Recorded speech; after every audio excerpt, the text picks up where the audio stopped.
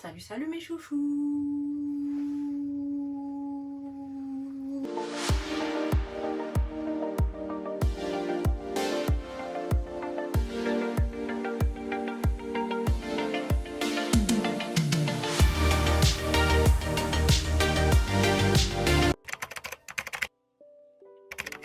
Franchement mes chouchous, vous m'avez manqué. Vous m'avez trop manqué, ça fait plus d'un mois que j'ai pas posté pour des raisons religieuses. Voilà, c'était le ramadan. Je tenais à ne pas poster pendant cette période pour me concentrer pleinement sur mon jeûne. Et voilà, donc là je reviens avec une story time. Et pas des moindres, ce sera la story time sur ma rencontre avec Drake. Donc cette story time, elle a été attendue par certaines personnes depuis un moment parce que ça fait assez longtemps que ça s'est passé. Enfin assez longtemps, tout est relatif. Ça fait 6 ans que ça s'est passé et j'ai toujours pas raconté cette story time. Bon, avant toute chose, regardez ma coupe s'il vous plaît. Non mais s'il vous plaît en fait, s'il vous plaît. Franchement, si vous voulez savoir qui m'a coiffé comme ça, qui m'a respecté comme ça, c'est Nilaja sur Instagram. Allez voir ce qu'elle fait, franchement elle est trop forte et hyper gentille en plus de ça. C'est important je trouve pour les prestataires. Sans plus tarder, passons à la story time. Ah là, cette période vraiment, 2019, quelle année! Quelle année 2019! Alors, tout a commencé par un appel de Bass. Certains connaissent Bass, d'autres non. Bass, c'est un mec hyper en place aux États-Unis, même en France, mais beaucoup plus aux États-Unis parce qu'il y vit, qui connaît un peu toutes les stars, qui est dans toutes les soirées, qui est invité partout, dans tous les matchs, tout ce que vous voulez, tous les événements dont tout le monde rêve, Bass y est. C'est quelqu'un, en fait c'est l'ami des stars. Pour résumer un peu Bass, c'est l'ami des stars, clairement. Il fait aussi du trading. Il faut savoir que Bass et ma soeur étaient au lycée ensemble, donc dans la même classe en terminale je crois, si je dis pas n'importe quoi. Donc ils ont toujours été assez amis, enfin très amis même depuis le lycée. Et après ils se sont perdus de vue parce que justement comme je vous ai dit, Bass il est parti vivre aux États-Unis, ma soeur elle est restée en France. Mais ils avaient toujours des contacts, mais en dehors du fait qu'il soit l'ami de ma soeur, c'est aussi l'ami du mari de ma soeur. Ils se sont rencontrés un peu tous dans la même période et ils ont formé un groupe d'amis en fait. Donc voilà, pour la mise en contexte de qui est Bass pour moi. Et même si moi je suis pas directement affiliée à lui, bah vous avez compris le lien indirect. Donc c'est Bass qui appelle mon beau-frère un jour, ou ma soeur, je sais plus. Bref, il appelle un des deux. Et lui dit ouais écoute, Drake arrive en France pour il fait sa tournée en fait. Et là il a une date à Paris. Est-ce que t'es intéressée pour venir? En parlant à ma soeur et son mari. Et évidemment il pose la question, et ta petite soeur, est-ce qu'elle est intéressée pour venir? Est-ce que tu penses que je suis intéressée? Mais quelle question, quelle question! Bien sûr je suis intéressée. Aller dans un concert gratuitement. En plus c'est Drake. J'écoutais beaucoup ses chansons à ce moment-là. Vraiment genre c'était... Il était dans mon top 5 artistes. Il dit ça à ma soeur elle m'appelle, elle me propose tout ça et tout. Moi je dis oui, mais évidemment que je veux. Quelle question, je vais venir. Vraiment moi dans ma tête j'allais au concert de Drake, ça s'arrêtait là. Je ne me doutais de rien de tout ce qui allait arriver. Le temps passe, il restait quoi, peut-être 3-4 jours avant le concert, j'étais agitée, waouh. Bref, le jour J arrive. Ma soeur vient me chercher en bas de chez moi avec son mari et tout, donc on y va. Sur le trajet ça écoute que du Drake et tout. Voilà les forceurs, voilà les forceurs. On s'est dit ce soir c'est ce soir. Ce soir c'est Drake, il n'y a personne qui existe d'autre là comme chanteur à part Drake. C'était à l'Accor Hotel Arena.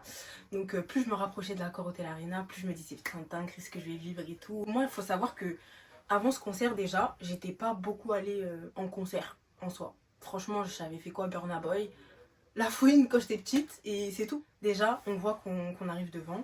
Il n'y a pas de fil pour nous. On coupe la file, genre direct, on trace vers dans l'entrée, à l'entrée. Je me dis ok.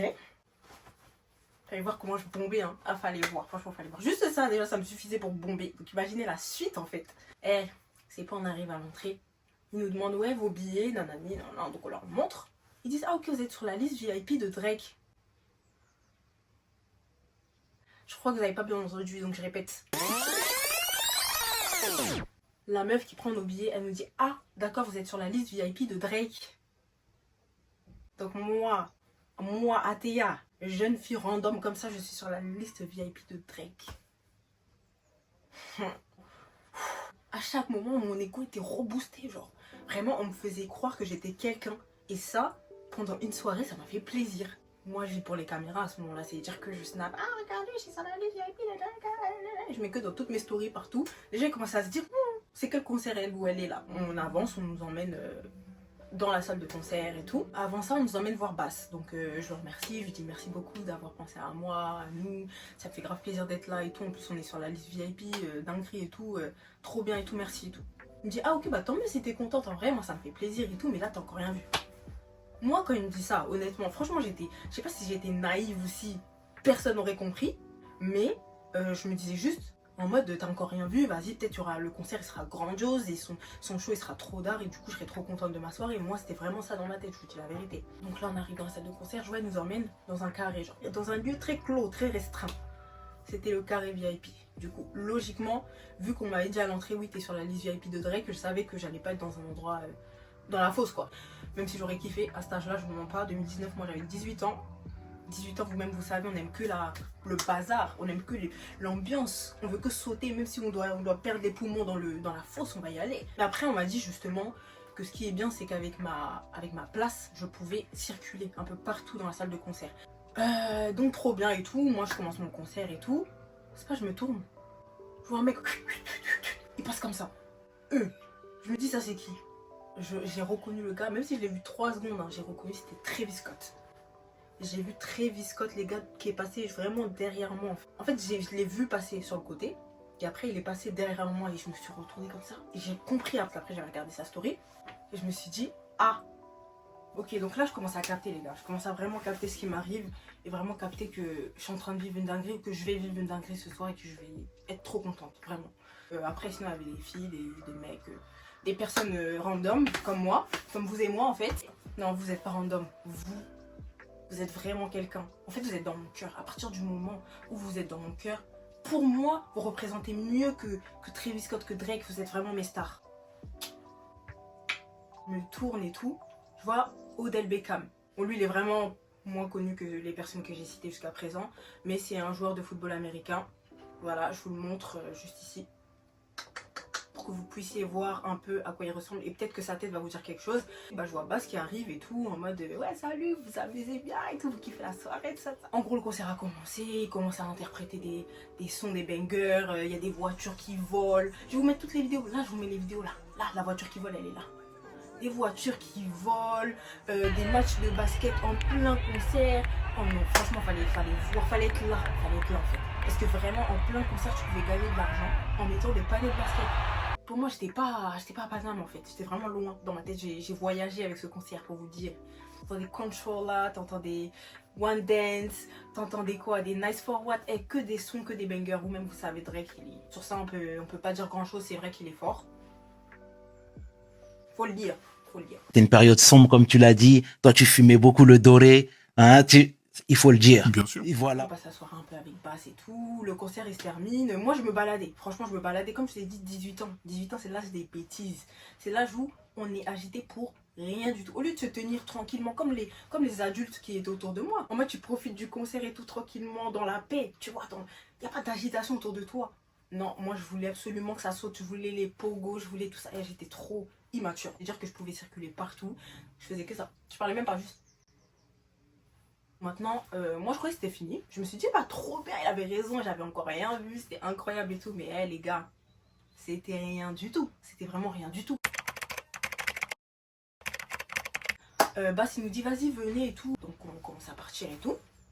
Maintenant, Bass il nous emmène, demandez-moi. Je vous rappelle, j'avais 18 ans. C'est-à-dire que pour moi, je vivais une soirée de malade déjà à ce moment-là. Demandez-moi où il nous emmène. Il nous dit, bon là, il y a after. Il nous emmène dans une salle. Un peu, on dirait, comme une boîte, mais pas une boîte, enfin, je sais pas, bref, une salle privée, en fait. Vraiment une salle qui, ça se voyait que c'était pas tout le monde qui pouvait y avoir accès. Et en fait, il y avait un after. Et moi, je savais pas, à ce moment-là de ma vie, je savais pas que les concerts, qu'après les concerts, il y avait des afters organisés par soit les célébrités elles-mêmes, soit les agences, quelqu'un qui a le pouvoir, en tout cas, d'organiser ce genre d'événement après concert. Ouais, il y a de la musique qui commence à passer, ça commence à s'enjailler, des gens qui commencent à venir et tout et tout. Maintenant, c'est pas je vois, il y a du monde qui s'agite autour de quelqu'un. Je vois du monde qui s'agite un peu autour d'un monsieur un peu court et tout. Je me dis, bon, ça c'est qui encore? Drake, il est pas petit de taille. Et Drake, c'est un light skin. Là, c'était un mec brown skin. Je me suis dit, wow, c'est qui ça et tout? Je me lève et tout, je vais voir. Je regarde un peu comme ça et tout. Je vois Tory Lanez. Oh là là là là là, je me dis, bon, vas-y, j'ai pas trop envie de faire la groupie avec lui, franchement, honnêtement, même avec personne en vrai. Moi, j'ai toujours dit, ceux qui me connaissent, le seul jour de ma vie où je vais faire la groupie avec une célébrité, ça sera Tantine Rihanna. Si c'est pas Riri, moi, je vais garder ma dignité, mon calme, tranquillement. Je vais garder ma posture, en mode mon charisme. En mode, oui, t'es là, c'était connu, vas-y, je te filme un peu, mais je vais pas te demander, de photos, je sais pas quoi. Tranquille, il y a déjà tout le monde qui te demande, moi, je vais pas me bousculer pour ça. Tranquille, tranquille. Ok, bah Tori il est là et tout le monde kiffe, tout le monde prend des photos et tout. Moi je filme un peu, je vais vous mettre la vidéo aussi. Ici. Ou ici. Ou ici. Là et tout, je me dis putain, en vrai c'est un vrai after et tout, c'est une dinguerie quand même. Il y a l'air d'avoir du beau monde et à un moment on est posé et tout dans la salle de l'after et tout, je m'enjaille un peu. Je sens quelqu'un qui me tape sur l'épaule. Moi je lève ma tête.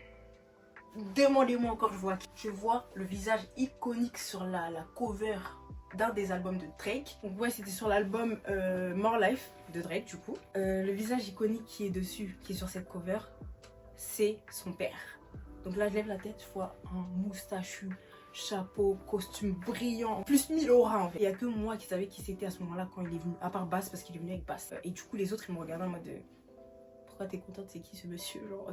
Je dis à ma soeur c'est le père de Drake, elle me dit oh c'est un truc de ouf et tout, dingue et tout ça. Bass il commence à lui parler en mode ouais, il dit qu'en gros je suis sa petite soeur, que je suis venue ici, qui m'a fait plaisir, qui m'a offert l'opportunité de passer une soirée en VIP, tout ça, tout ça, tout ça. Après il commence à parler doucement, ça fait que j'entends pas vraiment ce qu'il lui dit. Et du coup bah j'attends qu'on revienne m'invoquer, pour l'instant on m'a pas invoqué, ça veut dire moi je reste dans mon wank. Le père de Drake il me regarde, il dit hey, come with me. Suivi aveuglément. Vous voyez comme les enfants quand on les kidnappe là, on leur donne des bonbons, on dit viens dans ma voiture. Je suis montée dans la voiture comme un enfant, je vous mens pas. On marche, on fait, franchement on marche dans tout le complexe, je sais pas.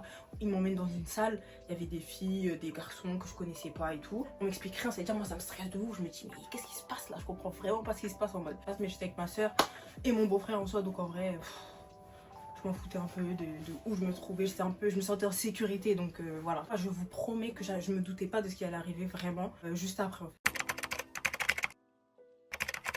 Du coup, à un moment, peut-être 30 minutes après, pour moi c'était hyper long. Il revient me chercher, il revient nous chercher, il nous dit ouais, venez avec moi, venez, venez. Donc on le suit encore, J'arrive devant une porte. Demandez-moi, je vois quoi encore. J'attends, je vous écoute. Ouais, je vois que c'est écrit Drake.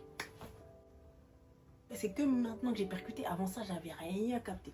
Je vous jure qu'avant ça je n'avais rien capté. C'est que quand j'ai vu la porte où il est écrit Drake, carrément je suis obligée de m'allonger pour parler parce que là c'est trop en fait. Ah, cette vie-là qu'on a cherché, qu'on a trouvé. J'aimerais dire j'adore. On adore que dire. Bass il vient, il toque. Il commence à parler en mode avec quelqu'un. J'étais à l'entrée, j'étais pas encore rentrée dedans. Ok, venez, venez rentrer. Bass il nous dit ça. On rentre. Je tourne ma tête à gauche. Personne, RAS. Je tourne ma tête à droite. Je vois ces Drake, grand sourire et tout. Je me dis, oh, il l'a vraiment fait. Bass, tu m'as respecté. Et dans ma tête, ça va trop vite. Genre vraiment, je me dis, mais je suis en face de Drake là. Genre, moi hier, j'étais dans mon lit. Je suis en face de Drake. Donc, Drake, il commence à avancer vers moi. Tout sourire et tout. Moi je me suis dit bon, peut-être il va un peu faire la star et tout.